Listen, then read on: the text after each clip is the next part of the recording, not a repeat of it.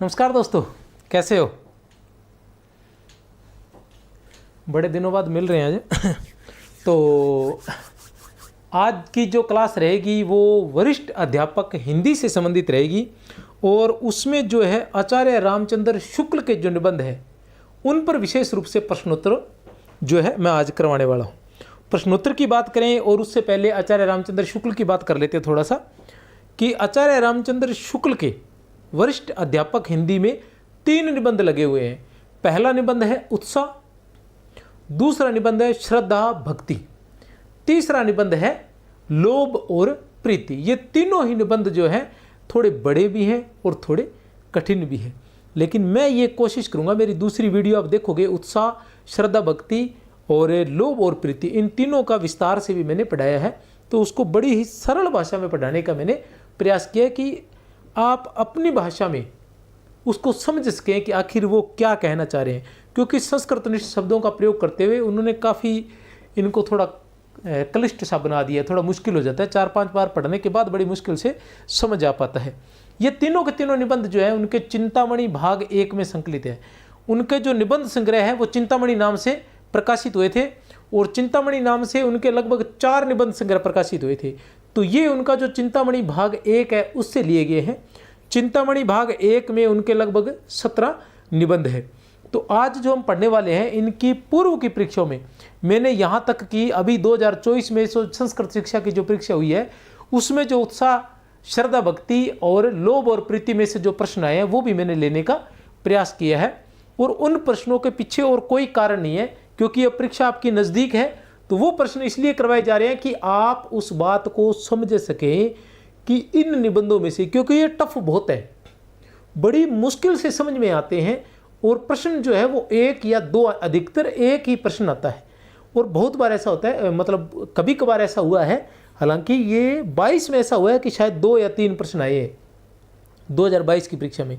वैसे लगभग 1 ही प्रश्न आता है इसका, ठीक है ना। लेकिन प्रश्न तो जरूरी है ना, क्योंकि 1-1 ही आ रहे हैं। लहरों के राजहंस से 1 आएगा, कहानियों से 1 आएगा, ठीक है ना। कबीर ग्रंथावली में से 2-3 आ जाएंगे ज़्यादा।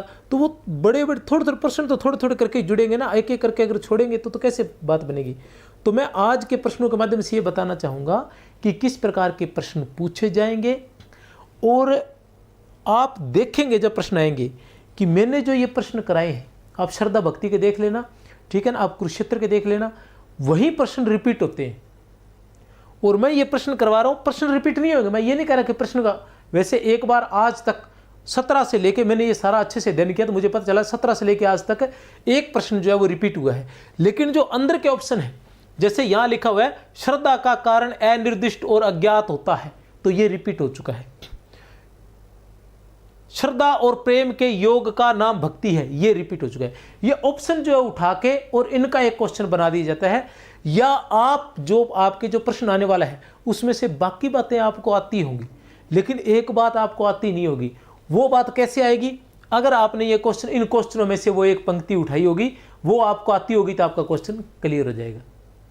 या आपको बाकी तीनों नहीं आती, तीनों आपको नहीं आती, लेकिन इसमें से उठाई हुई बात अगर आपको आती है तो आपका प्रश्न जो है वो क्लियर हो जाएगा, इजी वे से में कर सकते। इसलिए एक बार थोड़ा गौर से ये देख लेना। पीछे के जो करवाए गए वो प्रश्न आज मैं करवाने वाला हूँ। बहुत ही महत्वपूर्ण क्लास है और अगर अच्छी लगे तो कमेंट जरूर करना, ठीक है ना। और बाकी क्लासें भी मैं अच्छी लेके आऊँ। कुरुक्षेत्र की 100 प्रश्नों की क्लास है, जरूर देख लेना। श्रद्धा भक्ति की या जो रचनाएं लगी है उन सभी की क्लासें उपलब्ध है चैनल पर।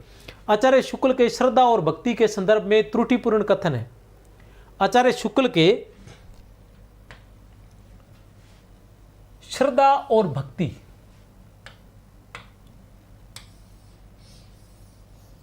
के संदर्भ में त्रुटिपूर्ण कथन है। श्रद्धा और भक्ति क्या है? ये एक निबंध है।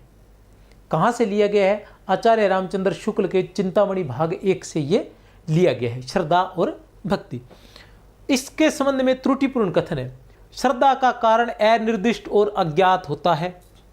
श्रद्धा एक विस्तृत भाव है, इसके बदले हम श्रद्धेय से अपने लिए कुछ नहीं चाहते। पूज्य भाव या महत्व की आनंदपूर्ण स्वीकृति के बिना श्रद्धा नहीं होती। श्रद्धा और प्रेम के योग का नाम भक्ति है। अब बताइए, श्रद्धा का कारण अनिर्दिष्ट और अज्ञात होता है। आपकी किसी के प्रति श्रद्धा है, आप सोचें कि आपकी किसी के प्रति श्रद्धा है। श्रद्धा क्या होती है? प्रेम वो होता है जो हम अपनों से करते हैं, वो प्रेम होता है। किससे करते हैं? जो हम अपनों से करते हैं वो प्रेम होता है। वो श्रद्धा किसी अनजान व्यक्ति को जो हमें बहुत पसंद आ जाता है, और हमें नहीं, वो बहुत से लोगों को पसंद आता है, हमें अच्छा लगता है। जैसे प्रेम जो होता है ना, प्रेम के लिए लोगों को पसंद आना जरूरी नहीं है, लोग उससे प्रेम करते हैं या नहीं। बाकायदा इसमें तो ये कंडीशन रहती है कि लोग दूसरे उससे प्रेम करते हैं तो हमें उससे ईर्ष्या हो जाती है। हमें ये पसंद नहीं है प्रेम में कि कोई और भी जिससे हम प्रेम करते हैं उससे कोई और भी प्रेम करे। लेकिन श्रद्धा में ऐसा होता है कि जिसके प्रति हमारी श्रद्धा है, हम चाहते हैं कि लोगों की भी उसके प्रति श्रद्धा हो। लेकिन श्रद्धा के पीछे क्या रहता है? कारण जो रहता है वो निर्दिष्ट रहता है, अनिर्दिष्ट नहीं रहता, क्योंकि ध्यान में रहता है। कारण क्या होता है? श्रद्धा कुछ न कुछ, किसी ने कुछ किया है तभी उसके प्रति श्रद्धा होती है। देश के अंदर बहुत से ऐसे लोग होंगे जिनके प्रति लोगों की श्रद्धा रहती है, ठीक है ना। श्रद्धा का कारण क्या होता है? वहाँ जाते हैं, उनसे मिलते हैं, बात नहीं भी करते। तो जैसे मान लो पूजा के क्षेत्र में आ जाए कि बहुत से बाबे ऐसे हैं जिनके प्रति लोगों को श्रद्धा है, वो वहाँ पर जाते हैं, दूर दूर तक वो देश के किसी भी कोने में भंडारा जागरण आदि करते हैं तो वो लोग वहाँ पहुँच ही जाते हैं, तो वो उनके प्रति श्रद्धा होती है। श्रद्धा का कारण क्या है? कारण होता है, और कारण जो होता है वो ज्ञात होता है और निर्दिष्ट होता है। तो असंगत की बात करें तो उत्तर ए ही है, क्योंकि श्रद्धा का कारण जो है वो क्या होता है? निर्दिष्ट होता है और ज्ञात भी होता है। प्रेम का कारण जो होता है वो अनिर्दिष्ट और अज्ञात होता है। किसका कारण? प्रेम का कारण। प्रेम का जो कारण होता है वो अनिर्दिष्ट और अज्ञात होता है। बात करते हैं श्रद्धा एक विस्तृत भाव है। बिल्कुल सही है, श्रद्धा एक विस्तृत भाव है। हम चाहते हैं कि जिसके प्रति हमारी श्रद्धा है सभी की उसके प्रति श्रद्धा हो, ठीक है। इसके बदले हम श्रद्धे से अपने लिए कुछ नहीं चाहते, बिल्कुल कुछ नहीं चाहते। आप जिस बाबा के यहाँ मत्था टेकने जाते हैं लगभग उससे आप कुछ नहीं चाहते हैं, ठीक है ना। बहुत कम, ऐसा नहीं होता कि हर बार, कभी कभार हम उनकी पूजा करते हैं तो हमारे मन में ये विचार जरूर होते थे कि हमें धन मिल जाए, भक्ति मिल जाए, स्वास्थ्य मिल जाए, सब कुछ मिल जाए। लेकिन सीधा हम उससे ये नहीं चाहते कि वो भी हमसे उतना ही स्नेह करे जितना हम उनसे स्नेह कर रहे हैं, ये हम उससे नहीं चाहते। पूज्य भाव या महत्व की आनंदपूर्ण स्वीकृति के बिना श्रद्धा नहीं होती। बिल्कुल सही है, पूज्य भाव या महत्व की आनंदपूर्ण स्वीकृति। पूज्य भाव, जब तक किसी के प्रति पूज्य भाव नहीं पैदा होगा तब तक उसके प्रति श्रद्धा जो है वो नहीं होगी। पूज्य भाव होना जरूरी है। श्रद्धा और प्रेम, जहाँ श्रद्धा भी होता है हम उसके प्रति श्रद्धा भी रखते हैं, ठीक है ना। मतलब उनका महत्व समझते हैं, उनका आदर मान सत्कार सब कुछ करते हैं, और उसके साथ साथ हम उनसे प्रेम भी करते हैं। आपने देखा होगा कि जिनके प्रति लोगों की श्रद्धा होती है, जैसे लोगों ने बहुत से बाबाओं को अपना श्रद्धा का पात्र बना रखा है, तो वहाँ वो क्या करते हैं? उनके लिए लड़ लेते हैं, झगड़ लेते हैं, एक दूसरे को मारपीट करते हैं। तो इस तरह के काम भी वो कर लेते हैं क्योंकि वो उनसे प्रेम भी करते हैं। तो श्रद्धा और प्रेम के योग का नाम भक्ति है। ये सारी बातें याद रखनी है, ये भी याद रखनी है, ये भी याद रखनी है, ये भी याद रखनी है, क्योंकि यही आगे इन्हीं में से प्रश्न बना के पूछ लिए जाते हैं कि संगत है या असंगत है। जैसे ये पूछेंगे, उत्तर है हमारा ए। प्रेम का कारण अनिर्दिष्ट हो रहे। प्रेम का कोई कारण नहीं होता, प्रेम तो बस हो जाता है तो हो जाता है, ठीक है ना। उसके लिए किसी कारण की जरूरत नहीं रहती। कारण जो होता है वो अनिर्दिष्ट ही रहता है और अज्ञात ही रहता है। बस कोई पसंद आ गया तो आ गया, ठीक है ना।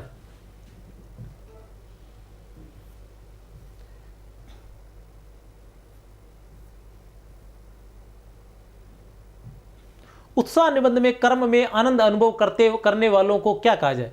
उत्साह निबंध में, कौन से निबंध में? उत्साह निबंध में। निबंध का नाम क्या है? उत्साह है। किसका है ये निबंध? शुक्ल का है। ऐसी बातें तो याद ही रखनी चाहिए, लेकिन फिर भी कोई जो अनजान बच्चे हैं उनके लिए शुक्ल। कहां से लिया गया है? चिंतामणि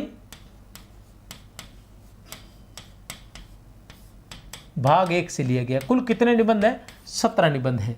किसने किया था इसका संपादन? शुक्ल ने ही किया था, ठीक है ना। उत्साह निबंध में कर्म में आनंद अनुभव कर, पहले जो प्रश्न पूछा था वो 2024 का था, ये 2023 में पूछा गया है संस्कृत एजुकेशन में। वो भी संस्कृत डिपार्टमेंट का था और ये भी संस्कृत का है, क्योंकि संस्कृत का भी हो चुका है ना, एक 24 का भी जो हुआ है कुछ समय पहले, वो वाला। उत्साह निबंध में कर्म में आनंद अनुभव करने वाले को क्या कहा गया है? उत्साही, कर्मण्य, योद्धा, तत्पर। तो क्या कहा गया है? कर्मण्य कहा गया है, याद रख लेना।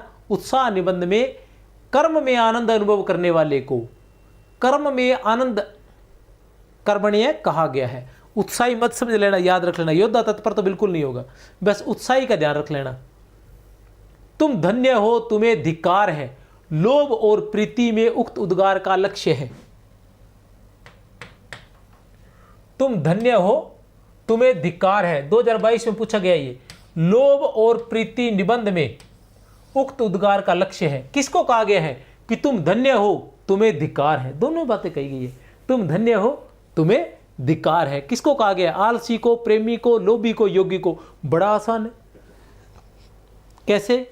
आलसी नहीं होगा, प्रेमी नहीं होगा, योगी नहीं होगा, लोभी होगा। क्योंकि हम पढ़ क्या रहे हैं? लोभ और प्रीति। हम क्या पढ़ रहे हैं? लोभ और प्रीति निबंध जो पढ़ रहे हैं, जो चिंतामणि भाग से 1 से लिया गया है। ये बार बार बता दिया आपको। पूरी बात कहें तो 1 मिनट अगर मेरे सामने आ गया तो, क्योंकि यहीं पर मैं पढ़ता रहता हूं।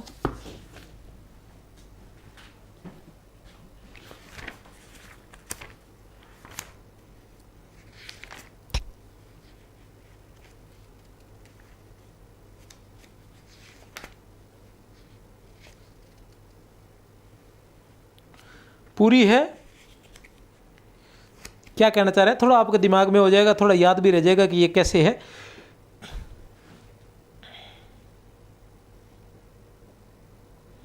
कि जिन्हें लोभ हो जाता है ना, वो छोड़ते नहीं है। लोभ हो जाता है, जैसे किसी को धन का लोभ हो गया, तो वो क्या है कि धन का ही लोभ रहता है उसे। धन का लोभ पैदा किस लिए होता है? पैदा इसलिए होता है सुख सुविधाओं के लिए। धन का लोभ जो है वो पैदा किस लिए होता है? कि धन के माध्यम से सुख सुविधाएं प्राप्त की जाएंगी, जीवन की जो जरूरतें हैं उनको पूरा किया जाएगा धन के माध्यम से। लेकिन कुछ लोगों को ये स्थिति हो जाती है कि उन्हें धन का ही लोभ हो जाता है, वो सिर्फ धन से ही, अब धन से जो सुख सुविधाएं प्राप्त करनी होती है वो नहीं कर पाते। वो जीवन में कभी खुश नहीं रह पाते। जो लोभी व्यक्ति होते हैं वो सिर्फ धन को इकट्ठा करके ही खुश रहते हैं, धन का उपयोग नहीं करना चाहते। क्या लिखते हैं आचार्य रामचंद्र शुक्ल कि जिस बात से उन्हें कुछ मिलता नहीं, जबकि उसके लिए उनके मन के किसी कोने में जगह नहीं होती, तब जिस बात से पास का कुछ जाता है वह बात उन्हें कैसे लगती होगी, यह यूं ही समझ सकते हैं। जिस बात में कुछ लगे वह उनके किसी काम की नहीं, चाहे वह कष्ट निवारण हो या सुख प्राप्ति, धर्म हो या न्याय। लोभी व्यक्ति का यह है कि जिस काम में कुछ लगे, उनके हाथ से कुछ 2 रुपए लगने वाले हैं, तो वहां वो उनके किसी काम की नहीं है। चाहे वो काम क्या हो, चाहे वो कष्ट निवारण का हो, चाहे वो खुद का कष्ट निवारण होता हो, उससे पैसे लग के, तो वो खुद कष्ट में रहेंगे लेकिन पैसा नहीं लगाएंगे। सुख मिलता हो पैसे से, कोई सुख प्राप्त करते हो तो वो सुख प्राप्त नहीं करेंगे। धर्म हो या न्याय हो, किसी की बात हो, चाहे धर्म की बात हो चाहे न्याय की बात हो, लोभी व्यक्ति एक पैसा निकालकर आपको नहीं देने वाला है। वे शरीर सुखाते हैं, अच्छे भोजन, अच्छे वस्त्र आदि की आकांक्षा नहीं करते। लोभी व्यक्ति शरीर को सुखाते रहेंगे, ढंग का खाएंगे नहीं, अच्छे वस्त्र नहीं पहनेंगे, ठीक है ना, और अच्छा भोजन नहीं करेंगे। लोभ के अंकुश से अपनी संपूर्ण इंद्रियों को वश में रखते हैं। लोभियो, तुम्हारा अक्रोध, तुम्हारा इंद्रिय निग्रह, तुम्हारा मान अपमान, समता, तुम्हारा तप अनुकरणीय है। क्या कह रहे हैं आचार्य रामचंद्र शुक्ल कि हे लोभी व्यक्तियों, हे लोभियो, तुम्हारा अक्रोध, तुम्हारा इंद्रिय निग्रह, तुम्हारा मान अपमान, समता। मान अपमान को समान नहीं समझते, तो अपमान हो जाए चाहे मान हो जाए, तुम्हें कुछ नहीं लेना, तुम्हें सिर्फ धन से लेना है। तुम्हारा तप अनुकरणीय, तुम्हारा तप वास्तव में अनुकरणीय है। तुम्हारी निष्ठुरता, तुम्हारी निर्लज्जता, तुम्हारा अविवेक, अन्याय विग्रहणीय है। तुम धन्य हो और तुम्हें धिक्कार है। आचार्य रामचंद्र शुक्ल ने तो भैया लोभियों को धिक्कार कहा है। अब लोभी जाने, लोभियों का काम जाने। वैसे धन का लोभ नहीं रखना चाहिए, पैसा कमाना चाहिए और उड़ाना भी चाहिए, और नहीं उड़ाना है तो फिर कमाना नहीं चाहिए। तुम्हें नौकरी लगना है, नौकरी लग जाओगे। अगर नौकरी लग के पैसे का यूज नहीं कर पाए तो फिर क्यों दुख देख रहे हो? जैसे हो वैसे जीते रहो ना, आराम से। आराम से सुबह उठ के सो जाया करो चाय पी के, शाम को फिर दोपहर को, शाम को उठ के चाय पी के फिर सो जाए, खाना खा के फिर सो जाया करो। पढ़ते क्या हो? पैसे का उपयोग करना चाहिए ना। श्रद्धा भक्ति, लेकिन बहुत से लोग ऐसे होते हैं जो इसका उपयोग, श्रद्धा भक्ति निबंध से संबंधित असंगत विचार है। श्रद्धा भक्ति निबंध से अधिकतर ऐसे ही प्रश्न पूछे जाएंगे, असंगत विचार है कि संगत विचार है, ये आपने ध्यान रखना है। ये भी 2022 में पूछा जा चुका है। श्रद्धा भक्ति निबंध से संबंधित असंगत विचार है। प्रेम में गंतव्य अधिक है और श्रद्धा में विस्तार। प्रेम का कारण बहुत कुछ अनिर्दिष्ट और अज्ञात होता है, पर श्रद्धा का कारण निर्दिष्ट और ज्ञात। ये देखो 2024 में ये बात पूछी गई है। अगर यहां से ये बात आपने ये पढ़ा होता, पुराने पेपरों के प्रश्न पढ़े होते या पुराने पेपर पढ़े होते, अगर ये ऑप्शन आपको याद होता तो 2024 का प्रश्न आपका आसानी से सही हो जाता। क्योंकि 2024 के प्रश्न में ये पूछा गया है, ये कहा गया है कि श्रद्धा का कारण अनिर्दिष्ट और अज्ञात होता है, ऐसा लिखा हुआ है। जबकि यहां स्पष्ट लिखा हुआ है कि श्रद्धा का कारण निर्दिष्ट और ज्ञात होता है। तो प्रेम का कारण बहुत कुछ अनिर्दिष्ट और अज्ञात होता है, पर श्रद्धा का कारण निर्दिष्ट और ज्ञात होता है। यदि प्रेम स्वप्न है तो श्रद्धा जागरण है। प्रेम का व्यापार स्थल विस्तृत है, श्रद्धा का एकांत है। अब देखिए, प्रेम में गंतव्य अधिक है। गंतव्य मतलब प्रेम एक ही जगह अधिक होता है, तो एक ही जगह अधिक होता है, एक ही व्यक्ति से प्रेम होता है और वहीं अधिक होता है, जितना प्रेम है सारा वही होता है। ठीक है, तो गंतव्य अधिक होता है। श्रद्धा में विस्तार, श्रद्धा में विस्तार होता है। श्रद्धा जो ऐसी चीज है जो किसी एक व्यक्ति के प्रति हो सकती है और अनेक व्यक्तियों के प्रति हो सकती है, और एक व्यक्ति के प्रति अनेक लोगों की श्रद्धा भी हो सकती है। कोई एक व्यक्ति उसके प्रति श्रद्धा रखने वाले हजारों लाखों करोड़ों भी हो सकते हैं। ठीक है ना, और आप भी एक से अधिक लोगों के प्रति श्रद्धा रख सकते हो। हमारा देश भारत है, 33 करोड़ देवी देवताओं का है, और अब तो जिस तरह से बढ़ रहे हैं देवी देवता लगातार यूट्यूब वाले, तो ये तो शायद 33 करोड़ से लेके कुछ और हो गए होंगे। ठीक है ना, तो कहने का मतलब ये जो श्रद्धा है ये एक से अधिक लोगों के प्रति भी हो सकती है, तो ये तो सही है, ये तो असंगत नहीं है। प्रेम का कारण बहुत कुछ अनिर्दिष्ट और अज्ञात होता है, पर श्रद्धा का कारण निर्दिष्ट और ज्ञात होता है, सही है, ये भी सही बात है। ये जो तथ्यात्मक जानकारी है ये ऑप्शन नहीं है, इनको याद रखना है आपने। यदि प्रेम स्वप्न है तो श्रद्धा जागरण, बिल्कुल सही है। प्रेम सपने की तरह होता है, श्रद्धा जागरण की तरह होता है। कहने का मतलब प्रेम जो होता है वो बिना सोचे समझे होता है, श्रद्धा जो होती है वो सोचकर समझकर और जानकर होती है। बिना सोचे समझे श्रद्धा किसी के प्रति नहीं होती। प्रेम का व्यापार स्थल विस्तृत है, श्रद्धा का एकांत, ये नहीं हो सकता। अब देखो यहां लिखा है श्रद्धा में विस्तार है, ये सही है, तो फिर ये कैसे सही होगा? यहां लिखा है श्रद्धा का एकांत, एकांत नहीं होता। प्रेम का व्यापार स्थल जो होता है वो एकांत होता है, और श्रद्धा का जो है वो विस्तार विस्तृत होता है। श्रद्धा का जो वो व्यापार स्थल है वो विस्तृत होता है, तो उत्तर है द। याद रख लेना, उत्तर क्या रहेगा? द। प्रश्न 4 का उत्तर है द। फल की विशेष आसक्ति से कर्म के लाघव की वासना उत्पन्न होती है, इसका भावार्थ है फल की विशेष आसक्ति से, फल के प्रति विशेष आसक्ति। जब हम फल ही फल को देखने लग जाते हैं तो कर्म के लाघव की, कर्म जो है वो छोटा होने लगता है, लाघव की वासना उत्पन्न होती है, इसका भावार्थ है अधिकाधिक फल की इच्छा कार्य में तीव्रता लाती है, फल के प्रति अधिक लगाव कर्म के प्रति उदासीनता पैदा करता है, अच्छे कर्मों से वांछित फल की प्राप्ति होती है। अपने को तो क्या देखना है, संगत असंगत देखते हैं, लेकिन यहां क्या है, यहां भावार्थ बताना है इस बात का। क्या बताना है? भावार्थ क्या है? फल की विशेष आसक्ति से कर्म के लाघव की वासना उत्पन्न होती है। कहने का मतलब फल के प्रति अगर आसक्ति रखोगे, कर्म के प्रति नहीं रखोगे, फल के प्रति अगर आसक्ति रखोगे, कर्म के प्रति आसक्ति नहीं रखोगे, उसके बारे में कहा गया है। ठीक है ना, तो क्या होता है? अधिकाधिक फल की इच्छा कार्य में तीव्रता लाती है, क्या लाती है? ये इसका भावार्थ है या नहीं है? अधिकाधिक फल की इच्छा कार्य में तीव्रता लाती है, तो ये इसका भावार्थ, इसका भावार्थ नहीं है। ये फल के प्रति अधिक लगाव कर्म के प्रति उदासीनता पैदा करता है, इसका भावार्थ ये है ब। फल के प्रति अधिक लगाव कर्म के प्रति उदासीनता। आप अगर फल ही फल के बारे में सोचोगे तो कर्म के प्रति आपकी उदासीनता होगी, क्योंकि कहीं ना कहीं आपको वो क्या है, अपने देखते हैं ना कि कर नहीं पाया, या वहाँ जाकर पेपर में पता नहीं क्या हो जाता है, और इन दिनों याद नहीं होता है, बहुत याद करते हैं, तो ये किस कारण होता है? ये फल के प्रति अधिक आसक्ति हो जाती है ना, तब होता है, तब हमें टेंशन होती है, तब हमने जो याद किया है वो भी हम पेपर में जाकर भूल जाते हैं।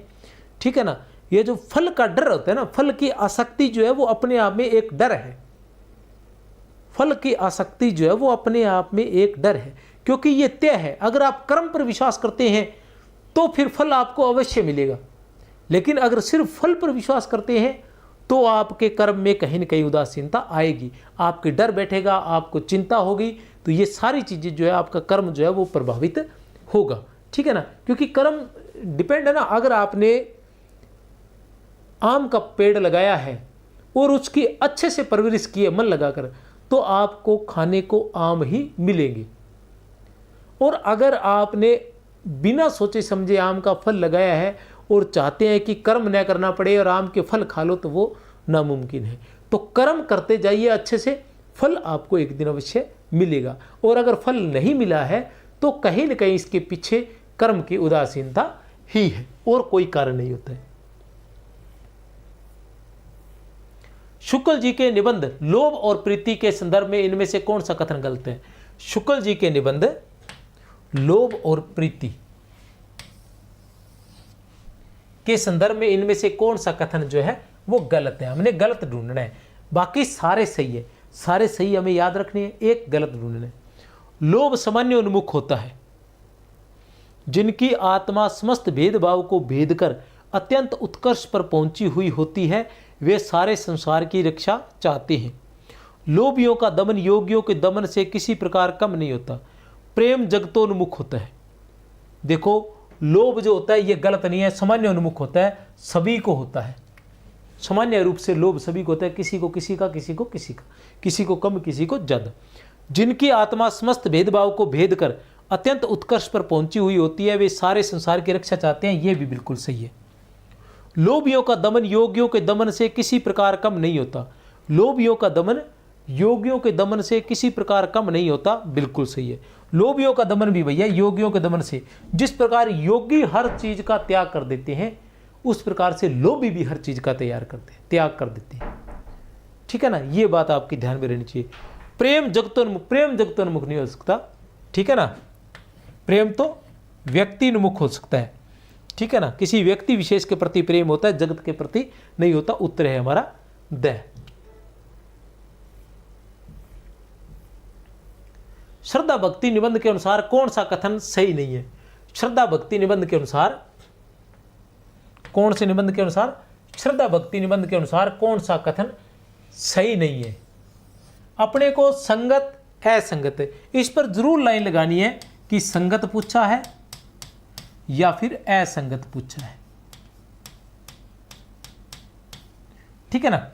श्रद्धा में घनत्व अधिक होता है और प्रेम में विस्तार। देखो, ये पंक्ति पहले पूछी जा चुकी है पहले के प्रश्नों में। पहले का मतलब, अगर आपने 2019 में ये प्रश्न पढ़ा होता, 2019 का ये प्रश्न, पुराने प्रश्न पत्र आपने पढ़े होते, तो आपको कहीं न कहीं वहाँ जाकर लाभ मिल जाता। 2024 के पेपर में या 22 के पेपर में लाभ मिलता, क्योंकि ये पंक्ति पहले पूछी, बाद में पूछी गई है। श्रद्धा में घनत्व अधिक होता है, प्रेम में विस्तार, बिल्कुल सही है। प्रेम में कोई मध्यस्थ नहीं, पर श्रद्धा में मध्यस्थ अपेक्षित है, बिल्कुल सही है। श्रद्धा का मूल तत्व है दूसरे का महत्व स्वीकार करना, बिल्कुल सही है। श्रद्धा 3 प्रकार की होती है।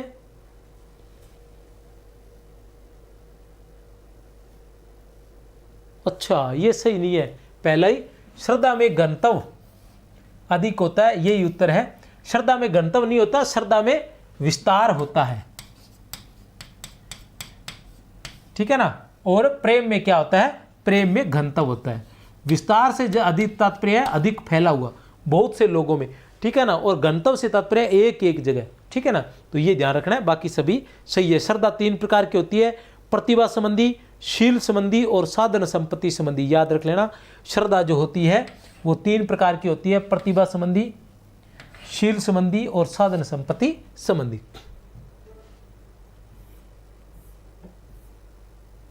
आचार्य शुक्ल ने उत्साह नामक निबंध में सच्चा उत्साही किसे माना है? आचार्य रामचंद्र शुक्ल ने उत्साह निबंध में सच्चा उत्साही किसे माना है? किसे माना है? युद्धवीर को, दानवीर को, धर्मवीर को, कर्म सौंदर्य के उपासक को। तो कर्म सौंदर्य के उपासक को जो है सच्चा उत्साही माना है, याद रख लेना। उत्साह निबंध के प्रथम पैरे की अंतिम पंक्ति है ये। जो उत्साह निबंध है, एक ये और बात बता दूं कि कोई भी जो रचनाएं हैं, जैसे चाहे लहरों के राजस है, तो उसका जो पहला पेज है वो जरूर पढ़े। और एक अंतिम पेज जरूर पढ़ें, एक उसकी भूमिका जरूर पढ़ें। इसके अलावा क्या होता है कि जो दृश्य दिए होते हैं, प्रत्येक दृश्य की प्रथम 2-3 जो कथन है वो, और जो अंतिम जो कथन है वो जरूर पढ़ें, क्योंकि इन्हीं में से कथन पूछे जाते हैं। बीच में से बहुत कम चांस होते हैं, और आ भी जाए तो वो मेरिट ऊपर नीचे नहीं करते हैं, फिर वो लगभग किसी को नहीं आते होते हैं। कोई 2-4 टॉपरों को आते हो तो बात अलग है, बाकी वो किसी को नहीं आते होते। ऐसा किसी का नहीं है कि भी पूरा का पूरा लहरों के राजहंस किसने क्या कथन कहा था सारा का सारा सभी को याद हो जाता है, ऐसा नामुमकिन जैसा है, बहुत मुश्किल होता है। तो 1-2 टॉपरों को छोड़ के वो मेरिट को प्रभावित नहीं करते हैं। लेकिन इस तरह से तो ज़रूर पढ़ते हैं। बहुत से बच्चे जिन्होंने सिलेक्शन करवाना होता है वो तो ऐसे पढ़ते हैं कि भूमिका पढ़ेंगे, पहला पेज पढ़ेंगे, अंतिम पेज पढ़ेंगे, प्रत्येक दृश्य की पहली और अंतिम पंक्तियाँ जरूर पढ़ेंगे, क्योंकि उन्हीं में से पूछा जाता है। तो ये जो निबंध है, ये अब 2 प्रश्न आए हुए हैं।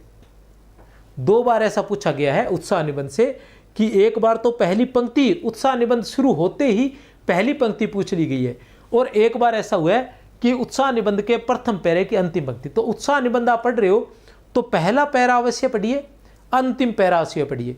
श्रद्धा भक्ति का प्रथम पैरा अवश्य पढ़िए, अंतिम पैरा अवश्य पढ़िए। लोभ और प्रीति का प्रथम पैरा और अंतिम पैरा आप अवश्य पढ़िए, और उसको पढ़ना नहीं, पढ़ने तो सारे ही है, उनको याद रखना है आपने। श्रद्धा भक्ति नामक निबंध में आचार्य शुक्ल ने श्रद्धा की प्रेरणा का मूल किसे माना है? श्रद्धा भक्ति किस निबंध में? श्रद्धा भक्ति के निबंध में आचार्य शुक्ल ने श्रद्धा की प्रेरणा का मूल किसे माना है? श्रद्धा की प्रेरणा का मूल किसे माना है? पुत्र कामना को, विषु कामना को, ऐश्वर्य कामना को, विजय कामना को। तो आसान से ये विषु कामना।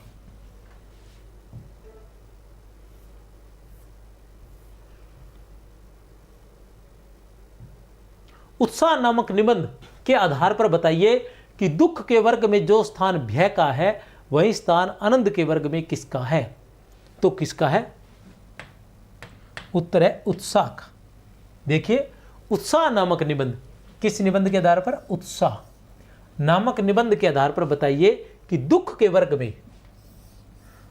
वर्ग में जो स्थान भय का है, ठीक है ना, दुख में भय होता है या भय से दुख होता है, ठीक है ना। लेकिन आनंद में क्या होता है? उत्साह या उत्साह से आनंद होता है। तो आनंद के वर्ग में किसका है? उत्साह का है। यह उत्साह निबंध की प्रथम पंक्ति है। उत्साह निबंध की ये प्रथम पंक्ति है, पहली पंक्ति ही यहीं से शुरू होती है। उत्साह जो निबंध है, अच्छा ये वाला पेज मेरे इधर उधर हो गया, फट गया था पहले पेज, तो ये पहली पंक्ति है, उत्साह निबंध की प्रथम पंक्ति है ये। रामचंद्र शुक्ल के निबंध श्रद्धा भक्ति के संदर्भ में निम्नलिखित में से कौन सा कथन सही नहीं है? रामचंद्र शुक्ल के निबंध श्रद्धा भक्ति के संबंध में ये जो ऑप्शन दिए हुए इनको जरूर याद कर लेना। मैं यहाँ पुराने प्रश्न करवाने नहीं आया हूँ, आपने कहीं न कहीं पढ़ लिए होंगे, पेपर भी आपके पास पढ़े होंगे। मैं अधिक से अधिक आपको ये बताने के लिए आया हूँ कि ये जो ऐब दिए हुए ना, ये आते हैं, इन्हीं में से प्रश्न बनते हैं, इनको जरूर याद रखना। प्रेम महत्व की आनंदपूर्ण स्वीकृति के साथ साथ पूज्य बुद्धि का संचार है। प्रेम महत्व की आनंदपूर्ण स्वीकृति के साथ साथ पूज्य बुद्धि का संचार है।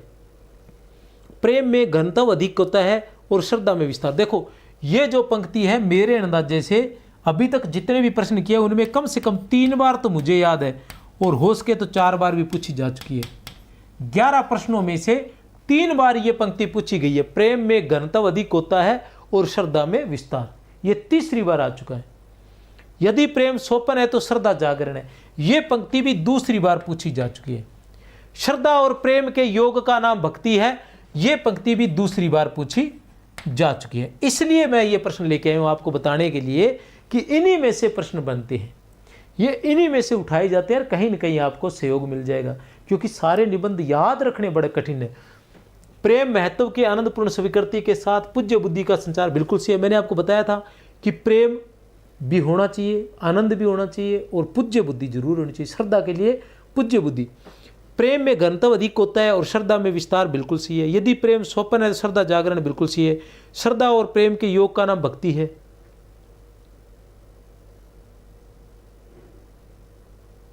अच्छा, यहां आएगा श्रद्धा, उत्तर है ए। श्रद्धा महत्व की आनंदपूर्ण स्वीकृति के साथ साथ पूज्य बुद्धि का संचार है। प्रेम नहीं है, प्रेम महत्व की आनंदपूर्ण स्वीकृति के साथ साथ पूज्य बुद्धि का संचार नहीं है। श्रद्धा जो है देखो थोड़ा सा चेंज किया है, आप किताब पढ़ोगे तो किताब में ऐसा लिखा मिलेगा, श्रद्धा महत्व की आनंदपूर्ण स्वीकृति के साथ साथ पूज्य बुद्धि का संचार है। अब समस्या क्या है, अगर आपने पुराने प्रश्न पढ़े होंगे तो आपको ये आता होगा श्रद्धा और प्रेम के योग का नाम भक्ति है, आप कह दोगे ये तो सही है, ये तो कथन गलत सही नहीं, ये तो कथन गलत नहीं है, ये सही है, निकाल लिया आपने। ये भी आपने पुराने प्रश्न पढ़े थे इसलिए आपको पता था कि यदि प्रेम सोपन है तो श्रद्धा जागरण है, आपने कह दिया ये भी सही है। आपको यह भी पता था कि प्रेम में घनत्व अधिक होता है, श्रद्धा में विस्तार अधिक होता है, ठीक है। अब ये आपको नहीं आता था क्योंकि इसमें इसने बड़ी बेईमानी की। बेईमानी क्या की, पूरी की पूरी लाइन वैसी की वैसी रख दी, सिर्फ एक शब्द बदला कि आप किताब में पढ़ोगे वहां लिखा मिलेगा श्रद्धा महत्व की आनंदपूर्ण स्वीकृति के साथ साथ पूज्य बुद्धि का संचार। यह भी ध्यान रख लेना क्योंकि हम लोगों ने पढ़ा होता है, हम वैसा का वैसा पढ़ा देखते हैं तो हमें लगता है ये तो पढ़ा हुआ है, इसका मतलब ये तो सही है। अब जैसे मैंने देखो, मैं अभी इनको तैयार कर रहा था, तैयार किया है, मैंने बार बार पढ़ा है, उसके बावजूद मैं यहाँ मात खा गया ना। तो उसी तरह से कि श्रद्धा महत्व की उन्होंने क्या किया, अब पढ़ेंगे पूरा कि प्रेम महत्व की आनंदपूर्ण स्वीकृति के साथ साथ पूज्य बुद्धि का संचार है, तो हम कहेंगे हाँ ये तो सही है क्योंकि हमने पढ़ा है। लेकिन हमारे दिमाग से ये निकल गया कि श्रद्धा नहीं, यहाँ प्रेम नहीं, श्रद्धा आएगा, सिर्फ नाम ही बदला और कुछ नहीं बदला बंदे ने। श्रद्धा महत्व की आनंदपूर्ण स्वीकृति के साथ साथ पूज्य बुद्धि का संचार है। इस प्रकार के प्रश्न पूछे जा सकते हैं, इस तरह से केवल नाम बदला जा सकता है, श्रद्धा या भक्ति या प्रेम या फिर लोभ या फिर प्रीति, इस तरह से नाम बदला जाए। कथन किसी लोभ के लिए होगा लेकिन वह लिखा जाएगा प्रीति, कथन प्रीति के लिए होगा लिखा जाएगा लोभ के लिए, कथन उत्साह के लिए होगा लिखा जाएगा श्रद्धा के लिए, कथन होगा भक्ति के लिए लिखा जाएगा श्रद्धा के लिए। इस तरह से हो सकता है, ठीक है ना। लेकिन अगर आपने पुराने प्रश्न पढ़े हैं तो आप आसानी से इसको बिना याद करे भी उत्तर दे सकते हैं। इसलिए अब ये याद कर लो ताकि आगे कोई आएगा तो आप उसका काम तमाम कर सके।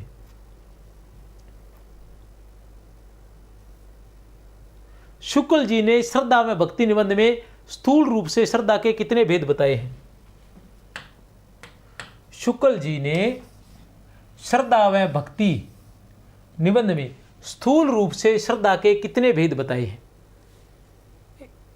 ए बै सै दै, तो 3 भेद बताए हैं। कितने भेद बताए हैं? 3 भेद बताए हैं। कौन कौन से? प्रतिभा संबंधनी, शील संबंधनी और साधन संपत्ति संबंधनी,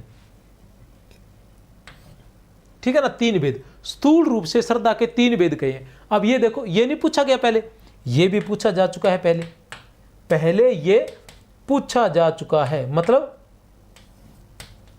यहां पूछा गया था और उसके बाद में पूछा गया था, ये पहले पूछा जा चुका है। कहां पूछा गया अभी बता दूं आपको। प्रश्न संख्या कितना है? ये 12 है ना।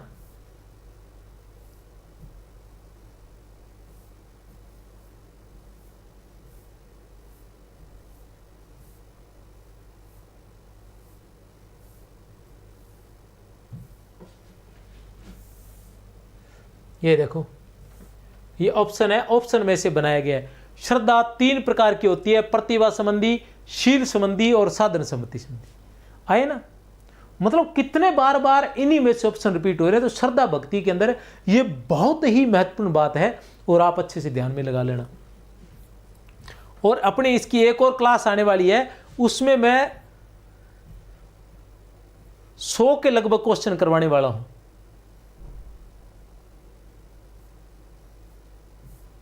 अब देखो, ये क्वेश्चन रिपीट हुआ है। इस क्वेश्चन को हम पहले पढ़ चुके हैं। कौन सा है? शुक्ल जी के अनुसार दुख के वर्ग में जो स्थान भय का है, आनंद के वर्ग में वही स्थान किसका है? किसका है? तो उत्साह का है, हम पढ़ चुके हैं। ये 2 बार पूछा जा चुका है।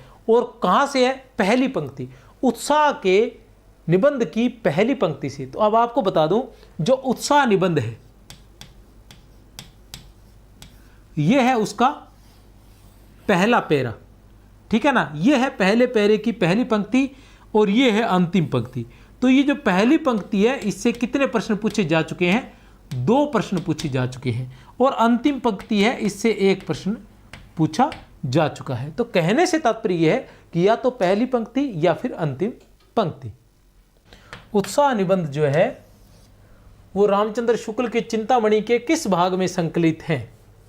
भाग 3, भाग 4, भाग 2, भाग 1। तो भाग 1 में संकलित है, पहले बता चुका हूं इसके बारे में आपको। जब आनंद का लगाव किसी क्रिया व्यापार या उसकी भावना से हो जाता है तो उसे क्या संज्ञा दी जाती है? जब आनंद का लगाव, जब आनंद का लगाव किसी क्रिया व्यापार या उसकी भावना से हो जाता है तो उसे क्या संज्ञा दी जाती है? लोभ, भक्ति, उत्साह, श्रद्धा, क्या दी जाती है उसे संज्ञा? उसे संज्ञा दी जाती है उत्साह की। किसकी संज्ञा दी जाती है? उत्साह की संज्ञा दी जाती है। चिंतामणि भाग 1 में कुल निबंध है। चिंतामणि भाग 1 में कुल निबंध है। कितने निबंध है चिंतामणि भाग 1 में? कुल 17 निबंध है। कितने निबंध है चिंतामणि भाग 1 में? कुल 17 निबंध है। कौन कौन से चिंतामणि भाग 1 में? चिंतामणि भाग 1 का संपादन किसने किया था? आचार्य रामचंद्र शुक्ल ने किया था। इसमें चिंतामणि भाग 1 में कुल 17 निबंध है। भाव या मनोविकार संबंधी, भाव या मनोविकार संबंधी 10 निबंध है। भाव या मनोविकार संबंधी कितने निबंध है? भाव या मनोविकार संबंधी हम बात करें तो 10 निबंध है। कितने निबंध है? 10 निबंध। भाव या मनोविकार, उत्साह, श्रद्धा, भक्ति, करुणा, लज्जा और गलानी, लोभ और प्रीति, घृणा, ईर्ष्या, भय और क्रोध। ठीक है ना?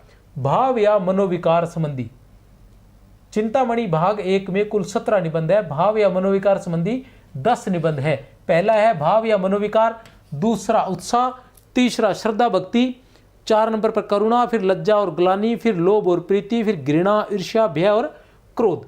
फिर आता है सैद्धांतिक समीक्षा संबंधी। सैद्धांतिक समीक्षा संबंधी 4 निबंध है। सैद्धांतिक समीक्षा संबंधी 4 निबंध है। वो कौन कौन से हैं? कविता क्या है, कविता में लोक मंगल की साधनावस्था, साधारणीकरण और व्यक्ति विचित्र्यवाद, व्यक्ति वैचित्र्यवाद,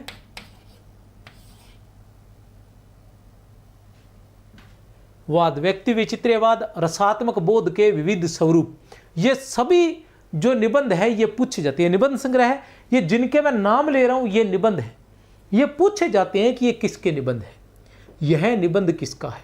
ये 17 के 17 निबंध। आप चाहे आपके सिलेबस में चाहे ये चिंतामणि है या नहीं है, ठीक है ना, उत्साह निबंध या निबंध लगे हुए हैं या नहीं लगे हुए, लेकिन आचार्य रामचंद्र शुक्ल तो आपके पाठ्यक्रम में, हिंदी पढ़ने वालों के पाठ्यक्रम में हमेशा रहेगा। और उनका जो हिंदी साहित्य का इतिहास है वो हमेशा रहेगा। और उनके जो निबंध से संबंधित जो प्रश्न पूछे जाएंगे वो हमेशा पूछे जाते रहेंगे। तो ये निबंध है इनके सभी। और ये सारे इतने महत्वपूर्ण हैं कि प्रत्येक निबंध नेट की परीक्षा में न जाने कितनी बार पूछा जा चुका होगा। व्यवहारिक समीक्षा, सैद्धांतिक समीक्षा संबंधी चिंतामणि भाग 1 में कितने निबंध हैं? 4 निबंध है। और व्यवहारिक समीक्षा संबंधी 3 निबंध है। भारतेंदु हरिश्चंद्र, तुलसी का भक्ति मार्ग और मानस की धर्मभूमि। भारतेंदु हरिश्चंद्र, तुलसी का भक्ति मार्ग और मानस की धर्मभूमि। ये थे गत परीक्षाओं में पूछे गए प्रश्नों का संकलन। इसके अलावा भी हमारा ये जो तीनों निबंध है, उत्साह है, श्रद्धा भक्ति है, लोभ और प्रीति है, इससे संबंधित और आचार्य रामचंद्र शुक्ल के जीवन परिचय से संबंधित 100 प्रश्न भी मैं जल्द ही करवा दूंगा। तो वो वीडियो भी आप जरूर देखना। और इनकी अगर आपके पास समय है, अभी तो परीक्षा है, उसके बाद अगर आपको समय मिले, क्योंकि नेक्स्ट परीक्षा भी शुरू हो जाएगी, तो आप वो उस परीक्षा की तैयारी के लिए भी आप क्या है वो देख सकते हैं विस्तार से। बड़ी ही सरल भाषा में मैंने सभी निबंधों को, उत्साह, श्रद्धा भक्ति, लोभ और प्रीति, तीनों को बड़ी ही सरल भाषा में करवाया है अपने इसी चैनल पर। मेरी तरफ से आप सभी को बहुत बहुत शुभकामनाएं। जय हिंद, जय भारत।